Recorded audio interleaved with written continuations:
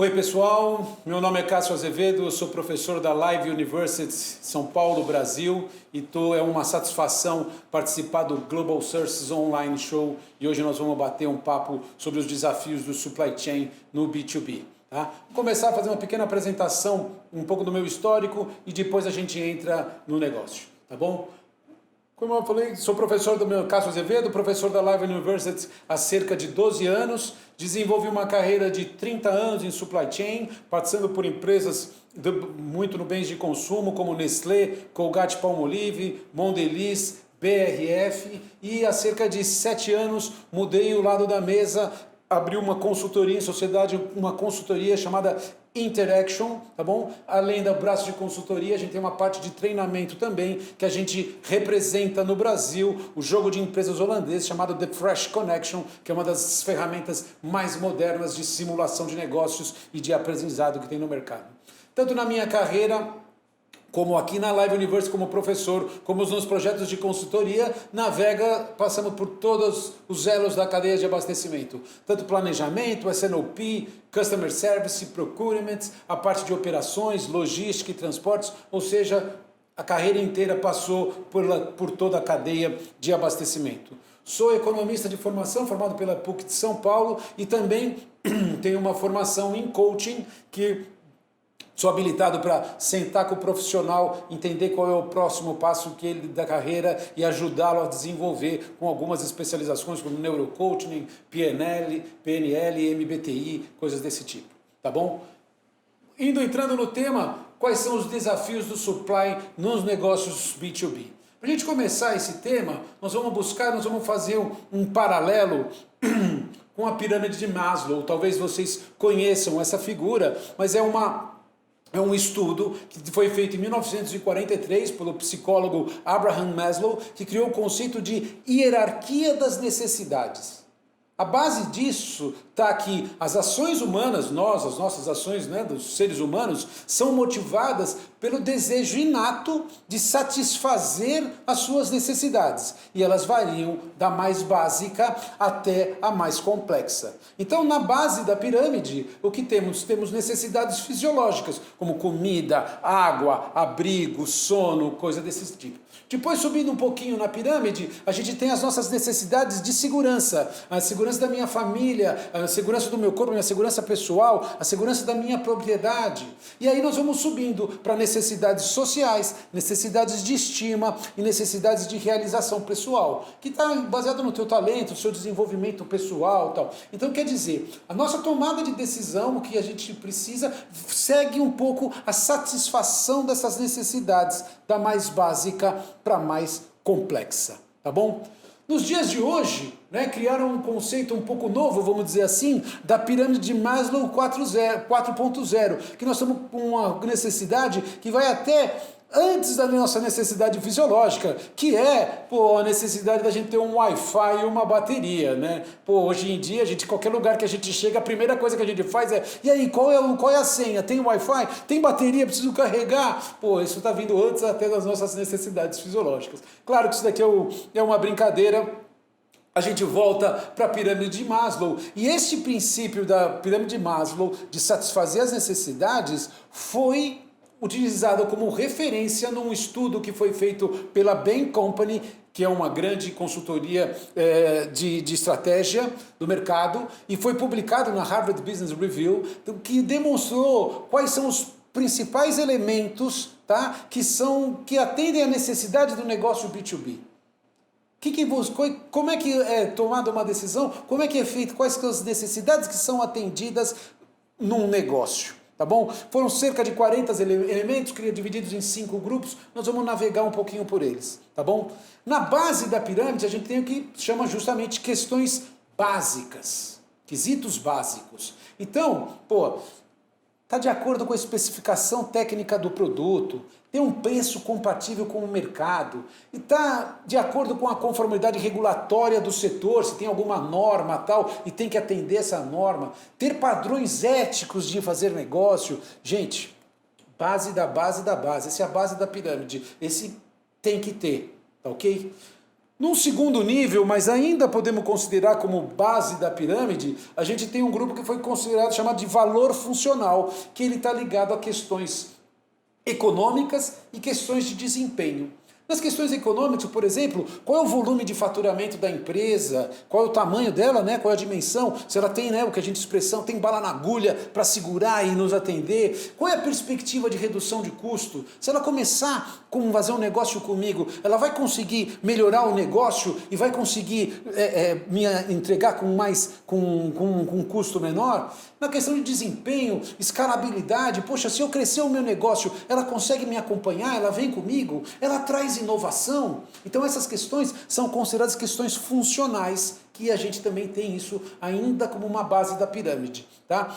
Dependendo do tipo de negócio, por exemplo, como na manufatura, isso ainda vira mais importante, né? Porque como você também trabalha naturalmente a tua cadeia em função do teu cliente, essa conexão de o fornecedor atender para você atender o cliente é foco para ter um bom funcionamento da cadeia de abastecimento, tá? Então o valor funcional é super relevante. Depois a gente sobe um pouquinho e começa a afunilar a pirâmide. E aí a gente entra para um grupo que foi considerado que é a facilidade para fazer negócios. Tá? Então, foi criado 5 grandes grupos, um grupo de produtividade, essa transparência, produtividade está muito ligado ao que ele gera para mim. Tá? Então, qual é a transferência que ele tem no negócio?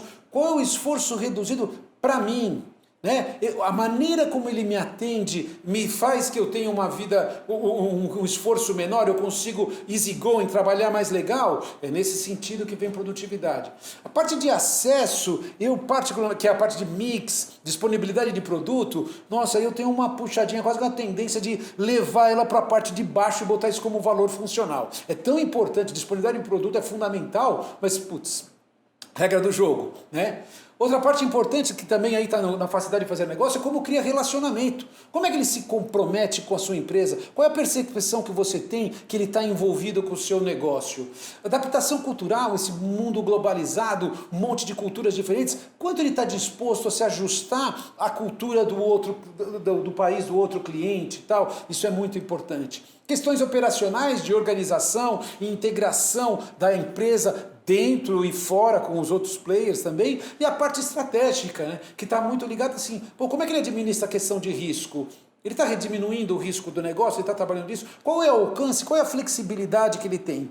Tá? Então esses são grupos que foram criados, que foram caracterizados para ficar dentro dessa parte de facilidade para fazer negócios. E aqui o que a gente tem um negócio bem interessante é que nesta fase da pirâmide a gente começa a ter algumas questões que podem ser subjetivas na tomada de decisão do comprador ou de quem for o decisor do negócio. Então, tem coisas que assim, até então a gente tinha coisas muito numéricas, muito preto no branco ali, diretas, mas agora a gente tem coisas que começam a ser subjetivas, do tipo, pô, isso me agrada mais, coisa. Então a gente começa a ter uma migração, começa a ter uma mudança nesse sentido. Depois disso, afunilando a pirâmide, a gente tem uma questão considerada valor individual, que está muito aí ligado ao decisor, né? O que foi 2 grandes grupos, que é um de carreira e o pessoal. O carreira é questão de networking mesmo que ele faz com aquele fornecedor, qual é a reputação que aquele fornecedor tem no mercado, ele é bem reconhecido, ele é valorizado no mercado e tal. E outra questões pessoais. Pô, eu posso ser um cara mega ansioso. Esse cara me transmite uma segurança, ele diminui a minha ansiedade. Né? Ou então, design estética, esse cara tem um site bacana, ele tem um design de produto legal, ele passa uma imagem interessante para mim que está muito ligado ao meu valor individual. Tá? Aqui tem uma questão emocional muito forte. Tá? E aí tem 2 coisas que são muito ligadas aí à questão da tomada de decisão, que é medo de fracasso e a aversão ao risco. Né? Então, isso acaba tendo um peso, muitas vezes uma questão intangível, e acaba tendo um peso da mas se eu comprar e se falhar esse cara, qual é o risco que eu estou correndo? E se der um pau? Então, isso entra na tomada de decisão. Tá? E o topo da pirâmide é o valor de inspiração, e isso está ligado ao propósito da empresa. Qual é a visão daquela empresa? Qual é a questão de responsabilidade social? Como é que eles estão conectados à questão da sustentabilidade, diversidade e inclusão? Então, cada vez mais essas questões são mais relevantes. E quanto mais eu sentir que isso está conectado com os meus valores, isso pode ser um diferencial para a decisão final. Pode até não ser... Muito provavelmente ele não vai ser o principal, mas se de repente está empatado, tem uma disputa ali entre fornecedores, com certeza isso pode ser um diferencial para a tomada de decisão. Legal, e como é que o supply chain entra nessa história toda? Como é que a gente conecta essas necessidades do cliente, tá bom? Essa pirâmide de necessidades com a cadeia de abastecimento? Vamos lá, vamos falar um pouquinho disso, tá? Primeira coisa... Vamos começar aí, ó, que está ligado à base, a questão dos quesitos básicos, valor funcional. Gente, isso são coisas assim, extremamente importantes, mas, cara, já deixaram de ser diferenciais. Já deixaram de ser realmente a questão básica. Eles são considerados qualificadores. É daqueles assim, ou você tem isso, ou você está fora do jogo, amigão. Não dá. Então, ter um produto com qualidade, que esteja de acordo com as especificações técnicas, ter disponibilidade de produto, entregar no prazo, ter um mix adequado. Gente, questões básicas. Isso é regra do jogo. Tá bom, para a gente diferenciar, a gente começa e aí a gente começa meio que a funilar, subir na pirâmide, temos algumas questões bem importantes e é um pouquinho delas que a gente vai falar. Primeira questão, segmentação.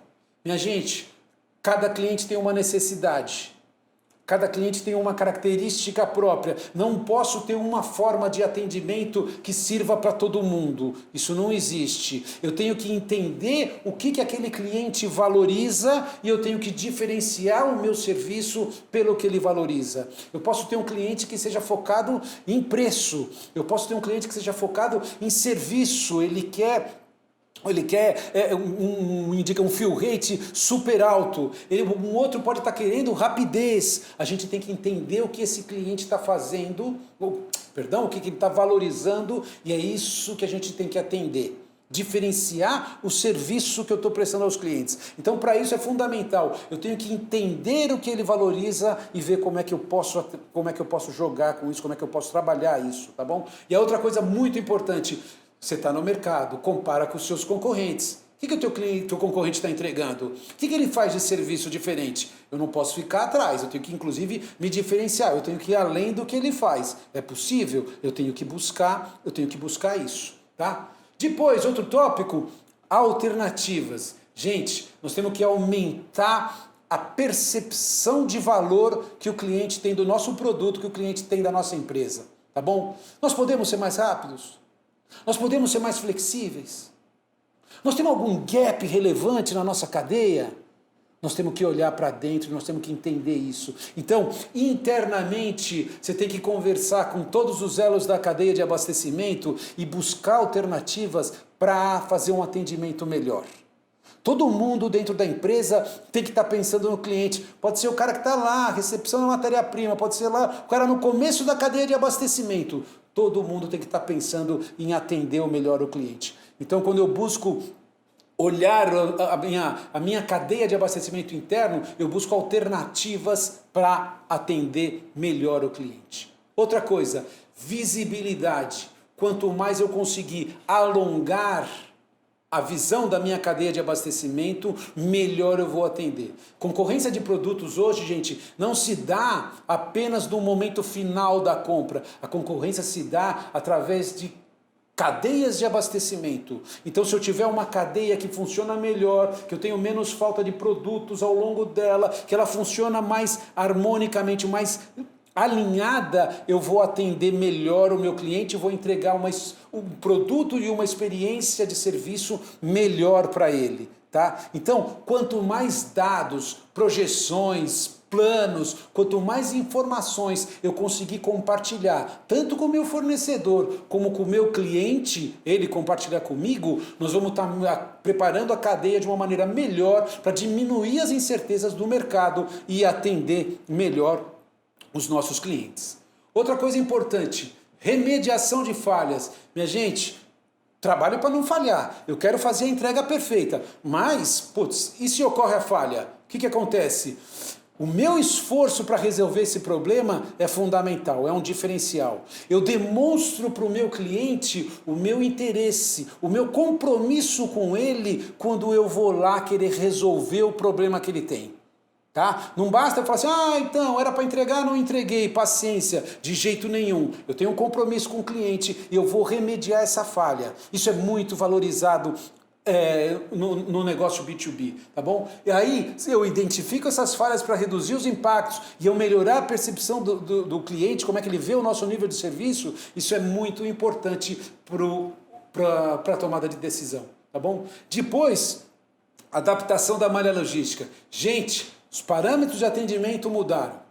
As percepções de velocidade e flexibilidade não são mais as mesmas. Antigamente, se você queria assistir um filme na televisão, você tinha que esperar o horário da televisão. Hoje, com o streaming, amigão, você assiste o filme na hora que você quer, na sua televisão, no seu tablet ou no celular deitado na cama. Você assiste quando você quer. Então, a percepção de velocidade de serviço mudou. E, naturalmente, se isso muda para a minha vida pessoal, muda para o meu conceito, naturalmente eu acabo mudando para o negócio também. Então, cada vez mais estão se buscando alternativas para ser rápido, para ser ágil, para atender bem o cliente, né? Então, para isso, o que a gente tem que fazer? Eu tenho que utilizar ao máximo os meus ativos logísticos, seja fábrica, CD, loja, tal. Eu tenho que procurar otimizar isso. Hoje fala-se muito no omnichannel, né? Eu tenho um contato com o cliente, eu não posso perder. Então, se eu vou entregar para o meu cliente a partir do CD, da loja, tal,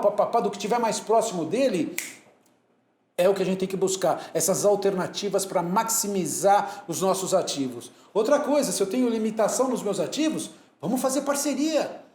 Quem é que pode suprir um gap que eu tenho? Será que um parceiro meu, ou um outro player, pode me ajudar a complementar a cadeia e atender melhor? Eu tenho que buscar isso, eu tenho que correr atrás, tá bom?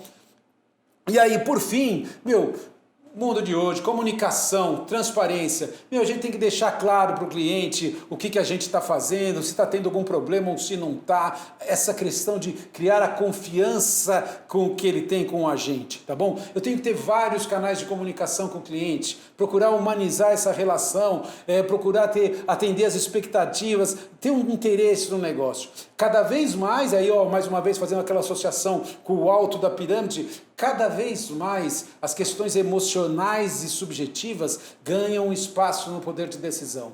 Então a gente tem que estar preparado para isso, preparado para fazer a diferença, preparado para atender bem o nosso cliente, para ele mostrar um interesse genuíno pelo negócio que você está construindo, uma solução para atendê-lo cada vez melhor. Beleza, minha gente? Basicamente era isso que a gente ia falar. Só para fechar, eu gostaria de falar para vocês que a Live University tem um MBA em Logística e Supply Chain muito bacana, muito bom. Os professores são todos com históricos de negócio, todos gente que trabalhou no mercado e traz a experiência do mercado para as aulas. Claro que alia com o conceito técnico, mas sem dúvida nenhuma traz a experiência do negócio ali, o que eu vivi na minha vida profissional, traz para dentro da sala de aula, tá? Então, a gente tem vários modelos, a gente tem os modelos presenciais, que tem em São Paulo, Campinas, Belo Horizonte, Rio de Janeiro, tem curso que é só aos sábados, tem um curso que é intensivo, tipo você vem uma semana aqui, passa uma semana seguido, volta 3 meses depois e faz mais uma semana de novo. Tem o curso noturno, tem o curso online, nós temos diversas alternativas. Claro que por este momento de pandemia, os cursos presenciais todos migraram para o online, mas se Deus quiser, a gente volta logo para poder fazer curso presencial de novo, tá? Vou colocar de novo aqui, o QR Codes para você aí, tá no canto da tela. Mira o seu celular aí no QR Code que já vai cair lá ligado, conectado com a Live University, para você ter mais informações sobre o MBA e poder fazer a sua inscrição. Vem que você vai gostar, vale a pena pra caramba. Beleza, gente? Fechando, tá aí meus dados, meu e-mail, meu celular, meu endereço, minha página no LinkedIn. Fiquem à vontade para fazer contato e a gente manter conectado na rede, buscando sempre melhores alternativas e buscando maneiras de sermos melhores profissionais e melhores pessoas. Valeu, gente. Até a próxima.